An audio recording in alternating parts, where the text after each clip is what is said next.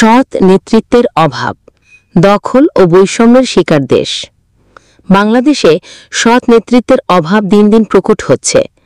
অসৎ নেতৃত্ব উন্নতির পথে না গিয়ে বরং দুর্নীতিকে আশ্রয় প্রশ্রয় দিয়ে আসছে। বিগত সরকারের সময় যেমন হয়েছিল, এখনও তেমনই চলছে। 90% মুসলমানের দেশে মুসলমানরাও স্বাধীনভাবে ধর্মীয় অনুশাসন মেনে চলতে পারছে না। প্রমাণ হিসেবে দেখা যায়, হবিগঞ্জ জেলা পুলিশের কয়েকজন সদস্যকে দাড়ি রাখার অপরাধে শাস্তি প্রদান, ভিকারুনিসা নুন স্কুল অ্যান্ড কলেজের কয়েকজন ছাত্রীকে হিজাব পরার কারণে বহিষ্কার। এগুলো প্রমাণ করে শাসনযন্ত্র বদলালেও বৈষম্য ও দমননীতি একইভাবে চলছে। 2024 সালের 5 আগস্টের পর থেকে নতুন করে শুরু হয়েছে দখল বাণিজ্য। এবার দখলে রয়েছে বিএনপি, এনসিপি এবং জামাতে ইসলামী।